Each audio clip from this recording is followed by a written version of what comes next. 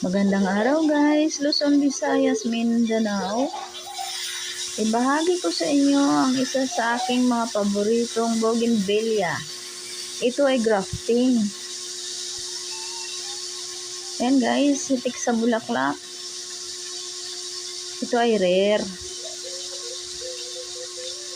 Kulay salmon. Yan guys, tingnan nyo, hitik sa bulaklak. Nag-umpisa pa lang siya eh. Dati nakapamulaklak na yan. Mas marami. Ngayon, medyo konti ang binulaklak niya.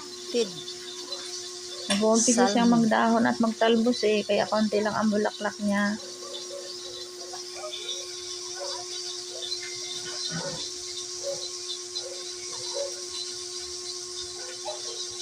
Cute siya, maliit lang ang paso niya, maliit din lang ang puno niya.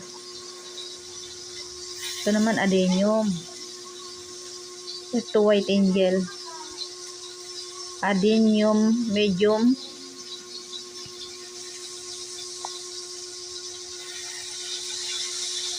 White angel.